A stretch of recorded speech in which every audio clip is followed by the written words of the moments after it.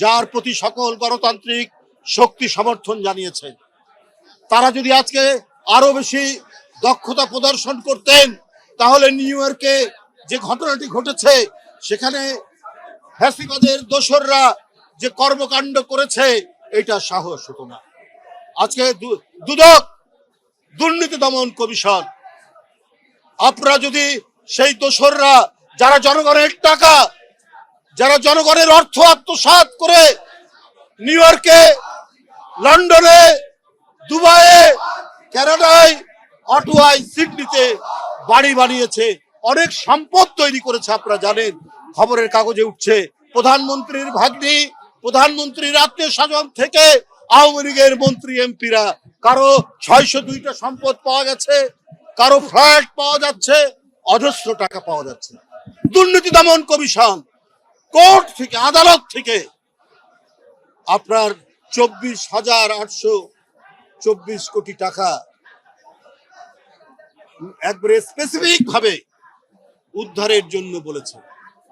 বাইরে দুর্নীতি দমন কমিশন সেখানে যে টাকাগুলো আছে উদ্ধার করবে, কিন্তু এই দুর্নীতি দমন কমিশন এমনই অথর্ব, এখনো পর্যন্ত কোন দোষরের শাস্তি দিতে পারেনি, সেই টাকাগুলো উদ্ধার করতে পারেনি। যারা শেয়ারের নামে টাকা কিনেছে, যারা অবৈধভাবে জমি কিনেছে, যারা ব্যাংকের ডিপোজিট করেছে, সেগুলো তো বাংলাদেশে যেগুলো আছে সেগুলো তো আছেই। কই তার বিরুদ্ধে একটাও দৃষ্টান্তমূলক কোনো বিচার আমরা দেখতে পেলাম না। অর্থাৎ দুর্নীতি দমন কমিশন সক্রিয় নয়, তারা অথর্ব হিসাবে কাজ করছে। বন্ধুরা আমার, এই পরিস্থিতি তো জনগণ দেখতে চায়নি, এই অবস্থা তো দেখতে চায় না। আজকে এই সরকারের আমলে কেন, যখন হাসিনা নেই, আওয়ামী লীগের পুলিশ নেই, ছাত্রলীগ নেই, হেলমেটধারীরা নেই, তাহলে এই 1 বছরে প্রায় দ্বিগুণ অপহরণ হয়েছে, কেন আইন শৃঙ্খলা পরিস্থিতির অবনতি হবে? এটা তো জনগণ জানতে চায়। আপনাদের প্রতি জনগণ এবং রাজনৈতিক দলদের আস্থা আছে।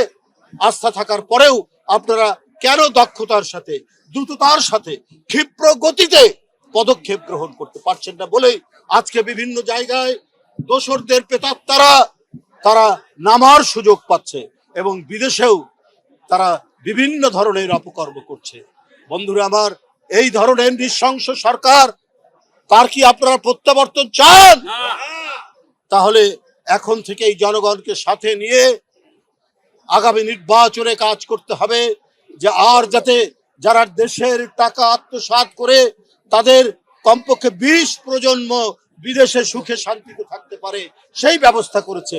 ওই লুটেরাদের, ওই টাকা পাচারকারীদের, ওই ব্যাংক হরিলুটকারীদের যেন প্রত্যাবর্তন না হয়। ওই মানুষ খুন করে, ছাত্র খুন করে, শিশুকে খুন করে যারা ক্ষমতা ধরে রাখতে চেয়েছিল, তাদের ওই খুন, ওই রক্ত এখনো শুকায়নি।